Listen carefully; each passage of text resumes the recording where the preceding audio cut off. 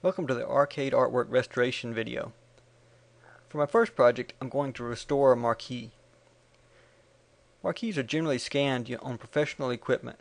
Sometimes these scans come out a little bit dark. We'll adjust that, and we'll also show you how to adjust colors and how to fix problems.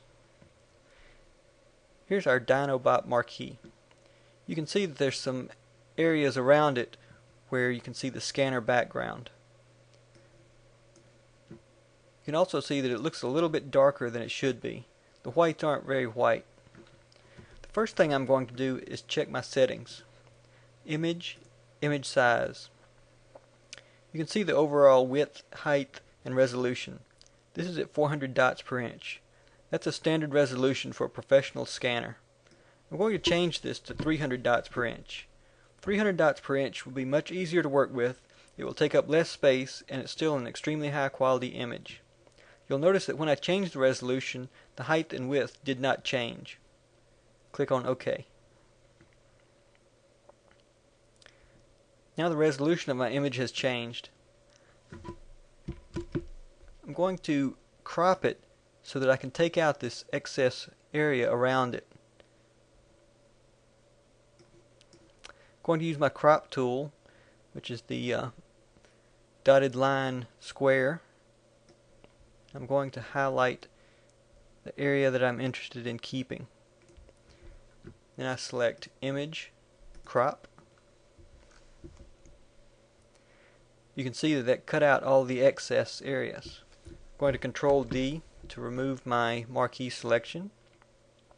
Now I'm going to adjust this by rotating it. Image, rotate canvas 90 degrees counterclockwise. It'll be easier to work with and easier to view like this. I'm going to zoom in. When I zoom in, you can see that there are some problems with the scan. The original artwork had a big scratch in it. There are several scratches, and there's also some variation in the colors. Once the resolution is set, the image is cropped and rotated. The next step is to do a level adjustment. I'm going to zoom in again. You can see that the whites aren't really white. And if we zoom in on the blacks, sometimes you can tell that they're not truly black. This image is pretty good, but sometimes they have greens, blues, and even reds inside the black. I'm going to select Image, Adjustment, Levels. This brings up a dialog window. It has several settings. You can see the color distribution in this area. Towards the black end, these are the blacks. Towards the white end, these are the whites. You can see that from almost halfway all the way up to pure white, there's nothing. That means this image is very dark. There's a shortcut to fix this, but I'm going to show you another way. You can grab this triangle and move it in. By moving it here, everything in this area of the image, or this color range of the image, is forced to be white. If I move this one in, everything in this area is forced to be black. That's really extreme, and that's not what you want. I want to cancel this, and then reload adjustment levels. An easier way is to simply use the eyedroppers. I'm going to select the white eyedropper, and then I'm going to select something in my image that should be white. When I do this, all the colors are automatically adjusted. Sometimes this may throw off the colors, and you can sample several different selections in the white area until it looks good. Then I'm going to select the black eyedropper. I'm going to select something that should be black. This has forced all the blacks to be true black and all the whites to be true white. I'm going to click on OK. This can also throw off some of the colors. It's good to have the original piece of artwork to compare your colors. The first thing I would do is go through and clean up all these spots. I use the clone tool by clicking on the clone stamp. If you look at the top, you can see your settings for this tool. I want a brush that has a sharp edge on it. There are brushes with feathered edges, and these are good for working with photographic images, But since this is a silk screened image, I want a sharp edge. So I'm going to select one of the sharp edged brushes. Now that my clone tool is already selected, I'm going to select the area that I want to clone from. I do this by holding the Alt key and then clicking in an area with the same color. Now I move to the area that I want to clone over, and I can click and drag my mouse, which will copy the selected area over the scratch. This effectively takes away my scratch. I'm going to zoom in some on the image. You can see where the scratch goes through the artwork here. There's a very easy way to fix this using the clone tool. My brush is a little bit large, so I'm going to make it smaller. I can select the brush option up here and adjust my brush to be larger or smaller, but instead of that I'm going to use the left and right brackets, which are very easy to reach. So I'm going to make my brush a little bit smaller. Now I'm going to sample right at the edge of the black line. Then I move up and I center again on the black line, and I press my mouse button to clone. You can see that I've now cloned the section from this area into this area, which is hidden in the scratch. I'm going to do the same thing here by selecting an area that is good and copying that area over a bad section.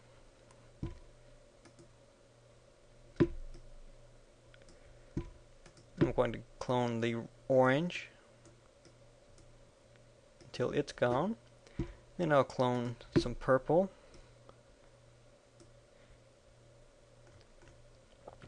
I can also use the brush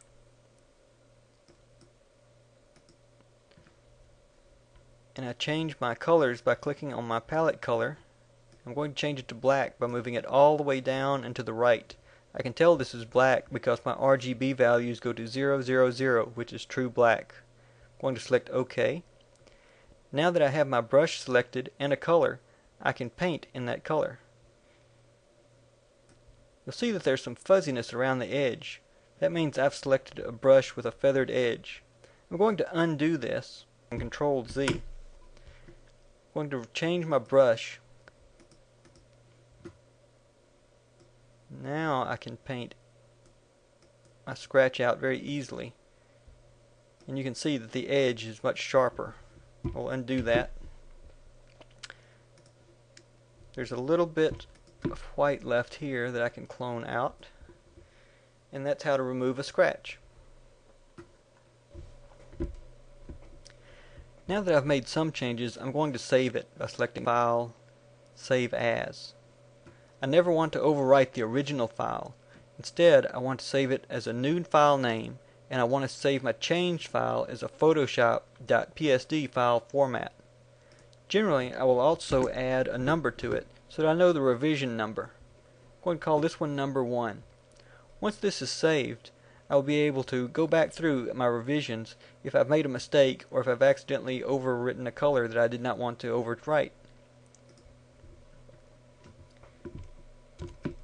I would continue in this fashion and fix all the small problems with scratches and dust. The next thing I would do is look at halftoning. Halftoning is small dots that are often used in silkscreen artwork to simulate other colors. You can see that this man looks a little bit pink, but they do not have pink as a color in this artwork. Once we zoom in, we see he's made up of a large number of red dots. This is very common in silk-screened artwork. If we look through the artwork, we'll find that his hand has been damaged. There's some scratches where the paint has been scraped away. We can fix this quite easily. We'll use the clone tool, just like we used before. We'll check that our brush size is about the same size as one of the dots. You can see the area down here that's scratched away. I'm going to go to a good area, hold down my Alt key and click on one of the dots. Then I'm going to move to the bad area where a dot should be. I'm going to click there and it will clone one of the dots that I selected. I'm going to continue moving over and it will continue to copy the area that I originally selected.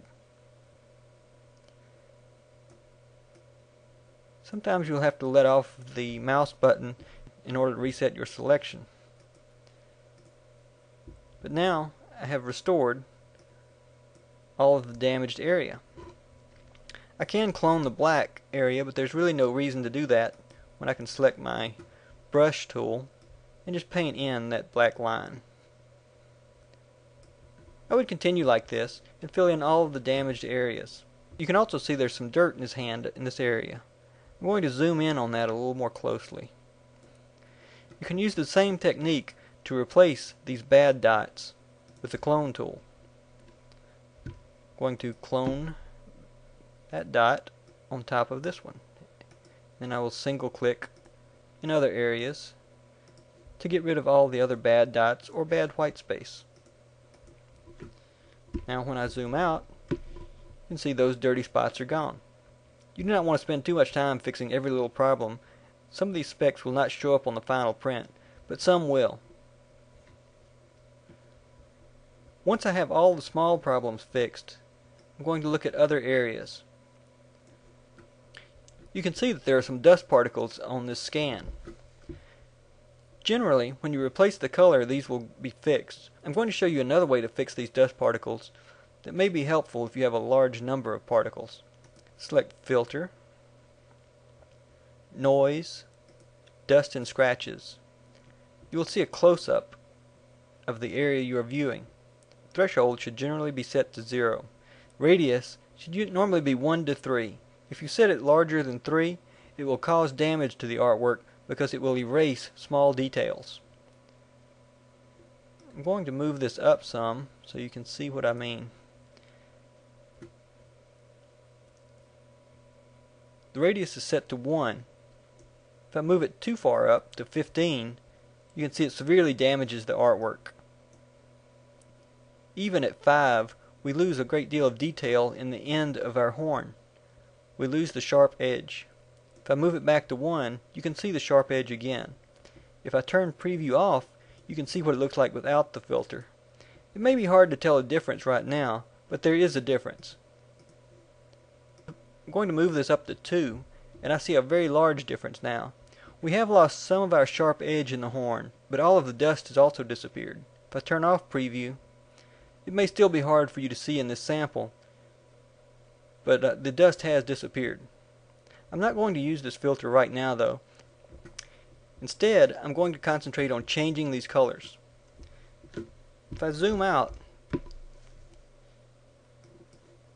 you can see that there may be some color variations. Some of the purple is lighter purple and some is darker purple. They should be the same. So I'm going to use my eyedropper and I'm going to pick a purple that I like. It appears in the color palette. So I'm going to click on my color palette just to show you where it is. There's the color that we have. I also have this original marquee with me, and I can see that the purple doesn't quite look like that. So I'm going to adjust it to be a little bit brighter. I'm going to select OK. That looks more like the purple that's in the original marquee. Now I want to change all of this purple to that purple color. In order to do that, I will use my paint bucket tool. Once I select the paint bucket tool, I can change the settings at the top. Fill is foreground, mode is normal, opacity is 100%, tolerance should generally be 32 to 33. If you set the tolerance too high, you can overwrite similar colors. If you set it too low, you will not write all of the color that you want to change.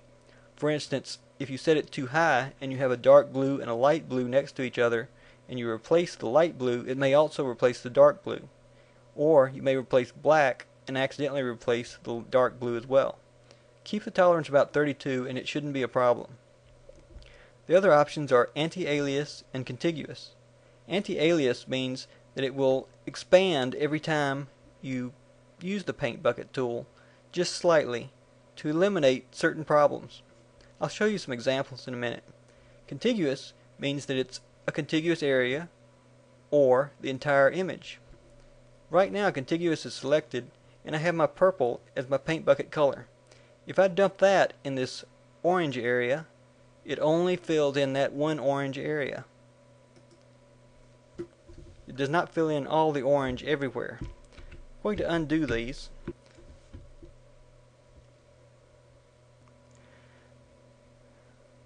Then I'm going to uncheck Contiguous.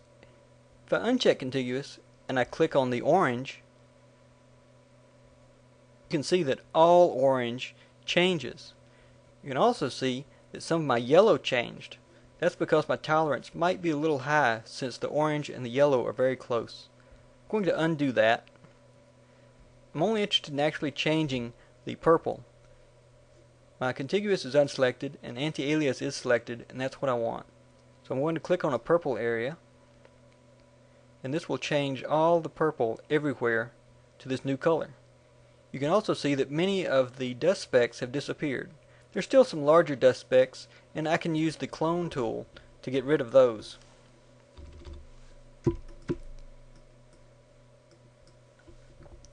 I would also continue and fix all these other scratches before I change the colors. Now I have changed my purple, and I would continue and sample my yellow. Might make that a little bit brighter yellow. And then use my paint bucket to replace all of the yellows.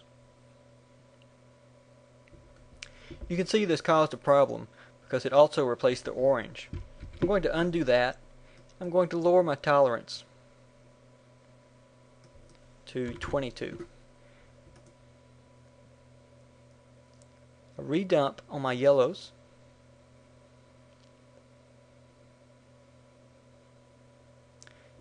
See, that did better, but there's still some areas that it expanded into which it should not have. This might be a color I simply can't replace easily. What I will do is I will undo that change. I will put my tolerance back to 32, and I will select Contiguous. And I will go through, and every area that is supposed to be yellow I will manually replace with yellow. This may take a little bit longer, but it works just as well.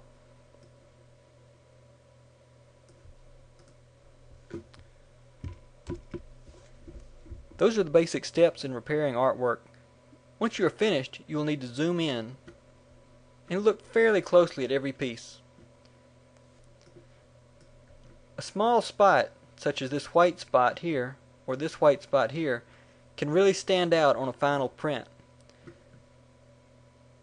So you want to make sure to clean these up. A white spot in an open area like these will also stand out greatly. You will want to make sure to take these out. Same applies to scratches. When you are zooming in, it is possible to zoom in too closely. If you zoom in extremely, you can see some jagged edges.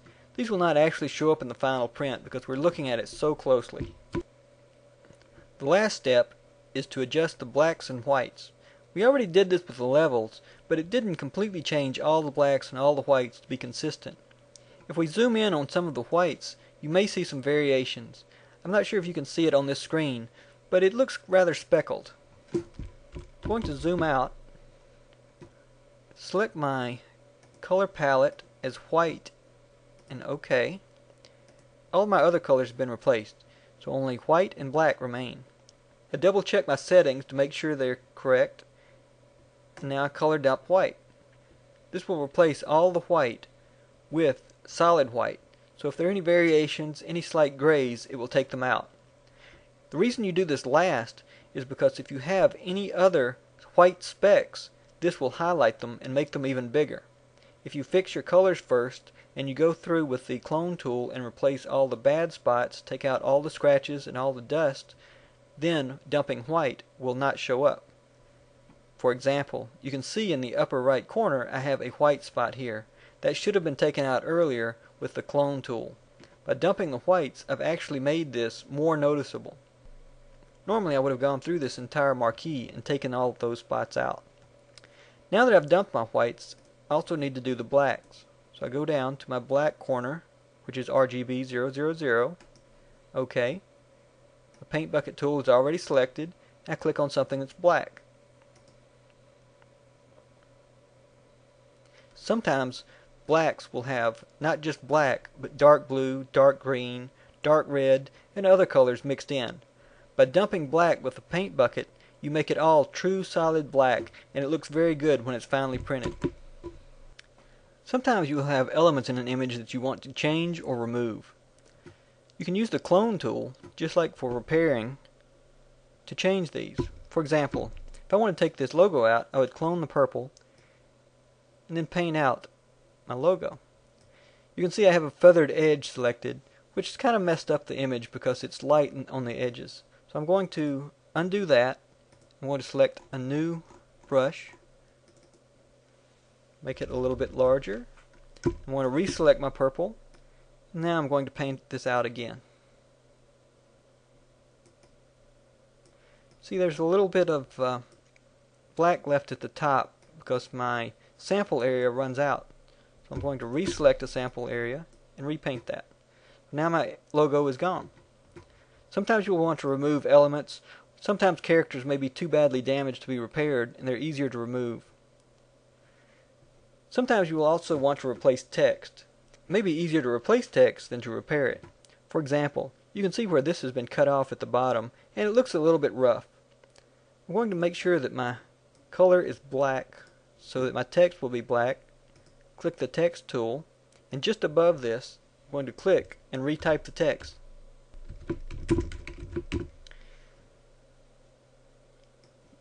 It does not match at this time, but I can change my font until I find a font that matches or at least looks good. You can purchase font collections on the internet for a very small amount. You can also find thousands of fonts, and some are free for download. I do not recommend putting a large number of fonts in your fonts folder on either a Mac or a Windows machine. This will cause problems with the operating system. You should only copy the fonts over that you can actually use. I'm going to just roll through some fonts until I find one that looks right.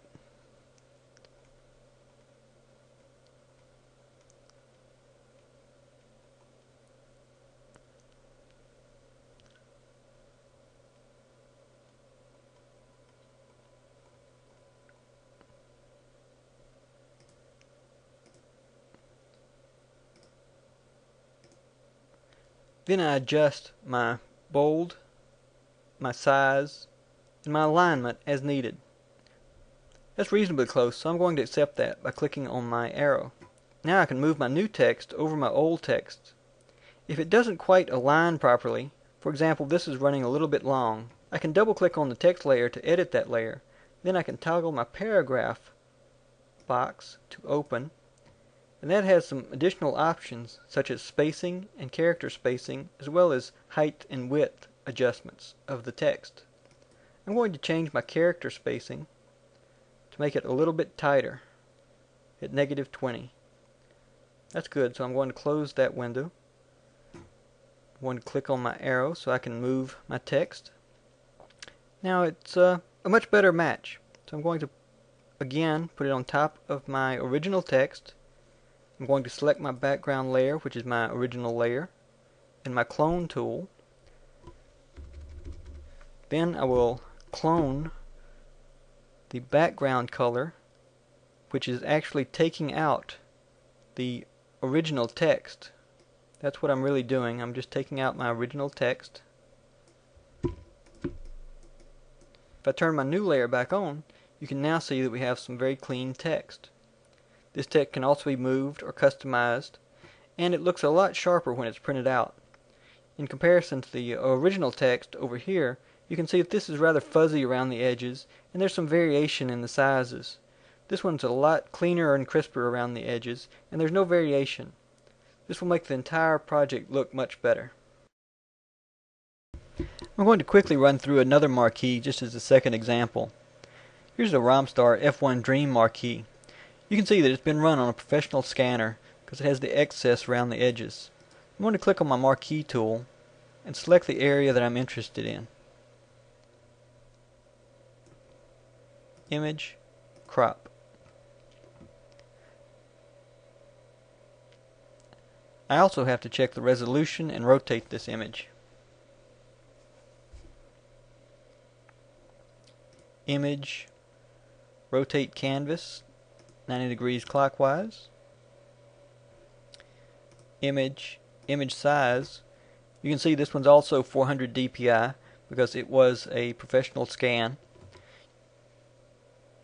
I'm going to change it to 300, but you'll notice the size stays the same. If I have an original, I can also measure it, and I actually do have an original here, and I know that it is not really 9.2 inches, but it is 9.5 inches. Once I change this, my width automatically changes also. So you have to watch this and make sure that your width does not change to an incorrect value. You can uncheck Constrain Proportions to make this 24 inches. I now have a full size marquee that matches my original at 300 dots per inch. So I'm going to click OK. Now, if I zoom in, I can see that this is unusually dark, and there are areas that should be white, especially the cloud, that are not white. So I'm going to use my image, adjust levels, and I'm going to use my white eyedropper to change my white to true white, and the black to change the blacks to true black, and OK. And this is what our modified image looks like. This is actually pretty good, and this is a good scan of a good original. I could probably print it out as is with no other changes. There may be some small spots. I see a little white spot there that I could take out with my clone tool. But since it's a very busy image, most small spots would not even be noticed. So this image is pretty much ready for printing as is. If there were any problems, I could go in and fix them, such as right here. This doesn't seem like much, but it might stand out, and if you want a perfect copy, it's better to fix it. So I'm going to select my clone tool. I already have my brush set to a sharp edge brush. I'm going to make it smaller so that it matches the size of one of my dots. You'll also notice that the dots change. They're smaller white up here and larger white down here. So if I want to fix these, I need to get something very similar to them. So I'm going to go to the left a little bit, and I'm going to sample this one with the clone tool. I'm going to go back over here, and I'm actually going to click on another one of exactly the same type, even though this one doesn't need to be replaced, because that will make it easier to align my brush. So I'm going to click here, and now that one's been cloned, and I'm going to drag over the bad area, and you can see how the bad area is now cloned out.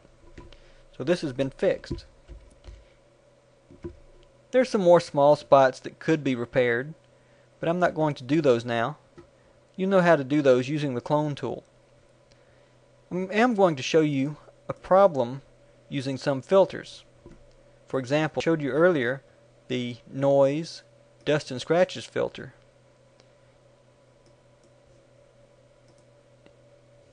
Now you see how it looks originally. If I turn on my preview and I go from 1 pixel to 2 pixels to 3 pixels, that's almost destroyed all of the details in the halftoning. So you have to be careful about using this filter when there's halftoning in the image. I'm going to cancel this because there's no real need for it since the image looks so good as it is. I'd still go through and fix some of these little spots, but this one's mostly ready for printing. I will also need to redump the blacks and the whites as my very last step. I can see already that I'm going to have a problem because within this F1 logo there is a very light blue in the center and white on the outside. These are so close that if I dump the whites it would also wipe out the blue. I'm going to do that just to show you. First I select white by moving all the way to the upper left corner, which is RGB 255, 255, 255, and select OK. I then select my paint dump tool and I check my settings, and I'm going to dump into the white area on the edge. And you'll see that once that's completed, it also wiped out the light blue in the center, because that light blue is just too close to the white to make a difference. Now I can change my tolerance. If I change my tolerance, there's little reason to redump the whites because I'm not making enough of a change. There's also a problem with the halftoning. Dumping whites will destroy halftoning, especially if it's done too often. I'm going to undo the paint dump, and that brings back my blues. There's really no easy fix for this particular piece. What I would do is I would select my brush tool, and I would paint out all the areas that are white that I could. Some areas I may be able to do a contiguous paint dump, such as in the M around the clouds. I already have my white selected. I'm going to select my paint bucket and select contiguous, and that will only paint the continuous area within this. If I dump my paint bucket here, it changes everything within this little triangle. You can see there's a little spot right above it there. Normally I would have taken that out already, but I can paint it out here also by using the brush tool. Now this is all solid white, and this has some more speckles in it. If I printed this out as it is, those would be very noticeable, and it might be very noticeable especially in contrast with the solid white area. So I would want to go through and white out all of the contiguous areas that I could. And the areas like the F1 Dream that I could not white out because of the blues, I would paint with my paintbrush. Once that is complete, I will have my whites all cleaned up, but I will still need to redo the blacks.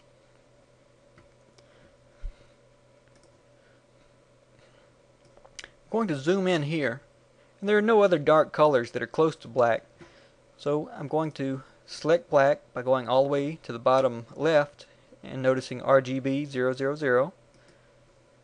I select my paint bucket tool, and I select something that's black, and I dump my paint bucket in there. This will change all the blacks to true 000 black. If you do not change all your blacks to true 00 black, some of them may show up as gray, or there may be inconsistencies in your lines in your final print. Some of your lines may be partially black and partially gray. That's why it's important to dump both the blacks and the whites as the last step. This is an example of Rifle Gallery by Chicago Coin. You can see that on a lot of these older games there's extensive flaking. Normally I would not even attempt to repair a game like this. If you are interested in redrawing this, which is what most of it would be, you would have to redraw facial features and most of these other features. I would suggest importing this into Adobe Illustrator and then redrawing every element. This isn't worth fixing in Photoshop.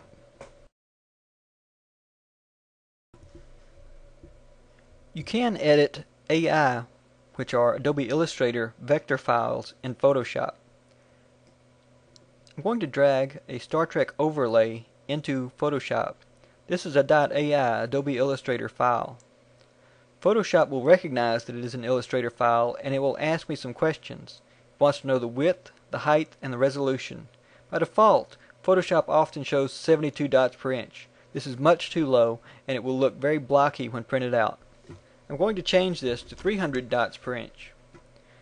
I'm also going to change the color mode to RGB.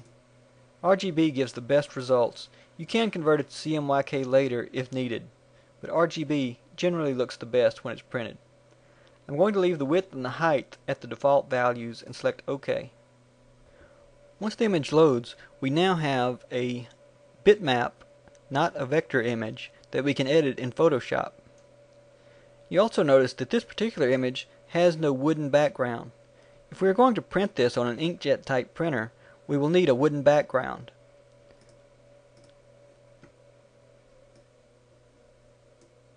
I'm going to drag my wooden background onto the Photoshop desktop. Once my wooden background is loaded, I'll select my arrow tool. I'll move my background over. If I select the overlay, I can see that it is only one layer. So I'm going to drag that layer over the wooden image, and now it's placed there. So I can move it around, center it. Now it can be printed with a wooden background, or it could be printed as it was originally and placed on a finished piece of wood. If you want to remove the white areas, in case you don't want the original white or you want to change it, you can select the magic wand tool. Check your settings, anti-alias, contiguous, Since I have Contiguous selected, if I click on the white area of my active layer, it will only select the white in that area. If I uncheck Contiguous and I select the white area, it will select all white everywhere in the image. I can now delete this by hitting the delete key.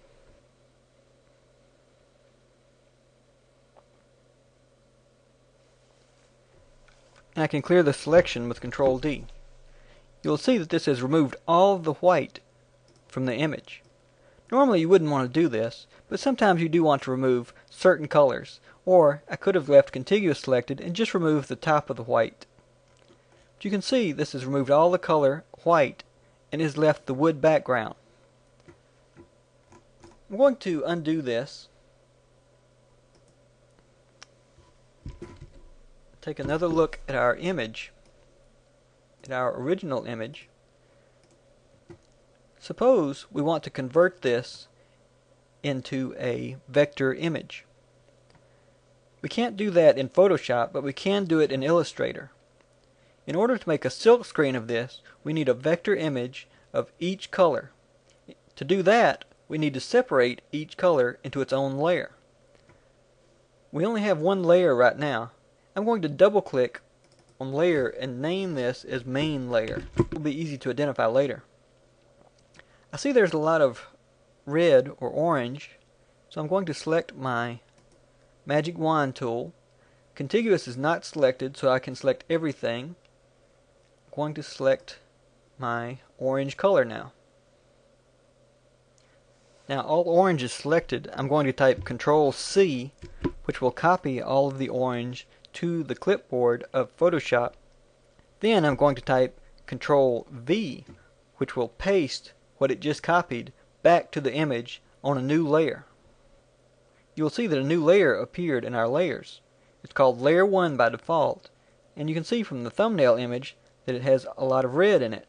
If I turn off our main image by clicking on the eye next to it, you can see that we now have an image with all the red in it. Everywhere there's red in the original image, it now shows up here. I'm going to turn my red layer off and my main layer back on. I'm going to select my next color using the magic wand, which is green. I'll make sure I have my main layer selected again, and this time I will click on a green image.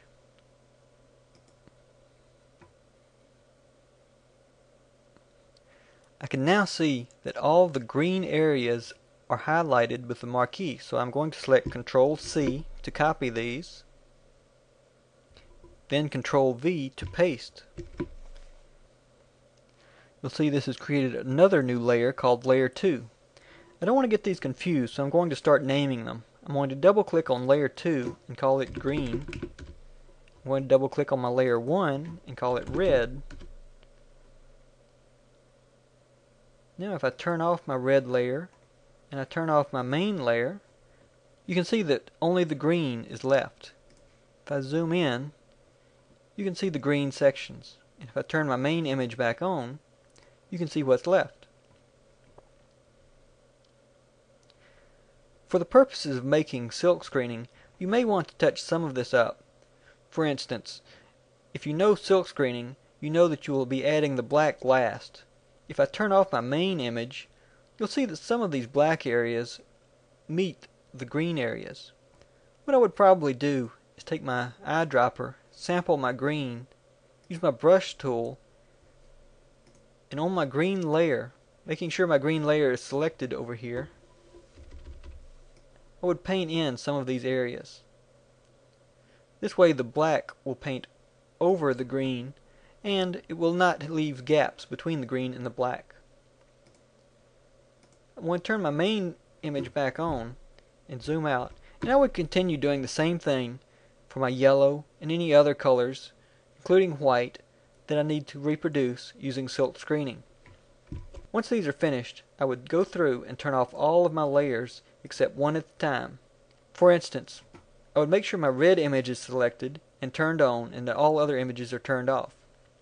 Then I would select Layer, Flatten Image, and that will discard the hidden images.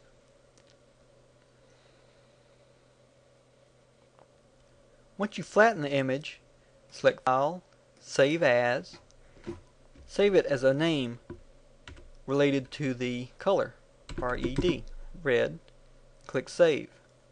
This will save the image and you will have a different image for every color. I would select Ctrl Z to undo the flattened image. Then I could turn my red off, my green on. I would again do a layer, flatten, and save this image to a new file name. Once I'm finished, I have a different file for every layer. I can import each of these files into Adobe Illustrator, and I can use the Auto Trace tool to convert them easily into vector images. This gives me a different vector image for every color, which means I can cut out a simple template for every color, and I can then make a silk screened reproduction. If Illustrator has a problem importing large files, you can reduce the resolution of these. 300 dpi is important for printing, but it's not as important for vectorization. You can reduce these to 150 dpi, which may be easier for Adobe Illustrator to handle. You may also have to separate them into pieces. This particular image has a large number of curves, and it may be hard for Illustrator to handle. You might need to cut it into sections. Use Auto Trace on each individual section, or you may simply want to re-vectorize it by hand. For example, once you're in Illustrator and you have the green image, you can simply redraw all of the vector lines by hand. This takes some time, but you only have to do it once. Here we have another Playfield. You can see that it's been freshly scanned. This is the original TIFF scan from a professional scanner. You can also see through the holes in the Playfield. In order to reproduce a Playfield like this, it would need to be cleaned up, which means taking out all of these holes and also taking out all of the wood areas or making them solid wood by painting them with the clone tool. I would prefer to keep just the artwork separate and not keep the wood as part of the image. That means you could change the wood or you could print it without the wood later. I'm going to zoom in to show an example. You can see in this area there's holes and there's also wood. It would be very difficult to paint out everything, so I'm going to use the magic wand tool. Make sure I have anti-alias and contiguous selected. I'm going to select my wood area.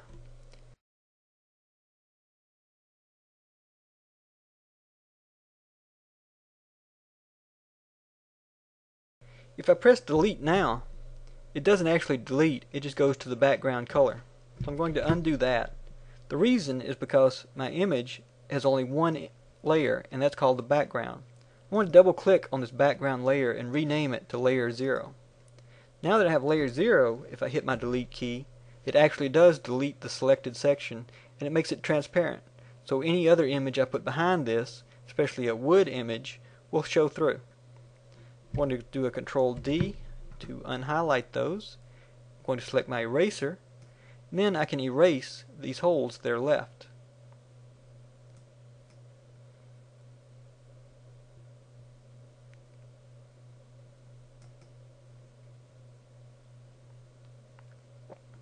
I would continue doing this and remove all of the wood throughout this image. Once that is completed, I would take my wood image, select my arrow, and drag it into the Playfield image. Right now it's on top of the image, so you really can't see the Playfield. So I'm going to rearrange it by dragging this layer to the bottom.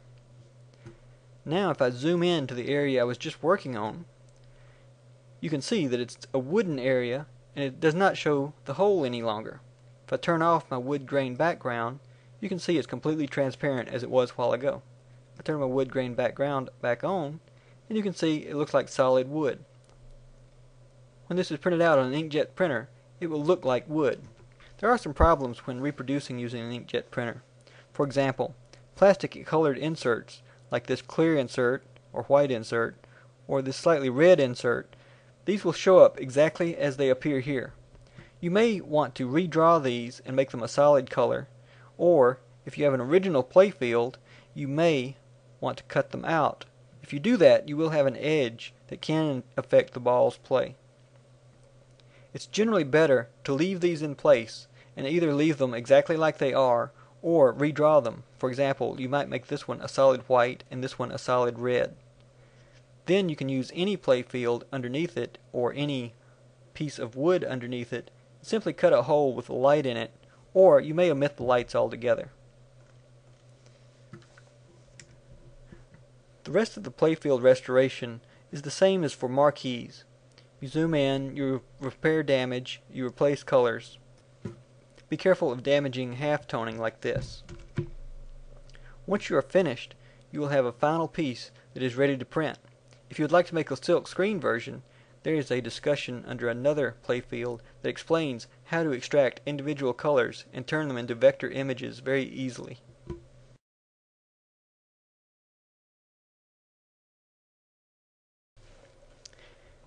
Here's a Jurassic Park translate for a pinball machine. You'll see that it's reversed. Some printing systems require a reverse print. I'm going to flip this one because we do not need it reversed. Flip canvas vertical or flip canvas horizontal are the options. I want to flip this one from right to left, so I will select horizontal. You'll notice that this image is different from others. This is more of a photographic type of image. This is not silk screened. You cannot use the same techniques of color dumping to replace colors on this image. This image has already been touched up, so it doesn't need very much work. Most photographic images do not require as much touch-up as silk screened images. Silk screened images show imperfections a lot more than photographic type images. If we did need to fix something on this, or if we wanted to make a change, for example, if we wanted to take this dinosaur out, we could use the clone tool. Select an appropriate area,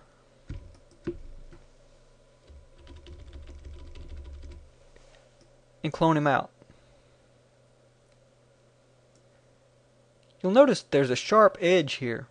That's because I have a brush selected with a sharp edge. This was left over from my work with silk screened artwork. When you're working with photographic artwork, you generally want a softer edge, a feathered edge. I'm going to click on this feathered edge brush and try this again. Especially when getting close to another subject, it comes out a lot smoother.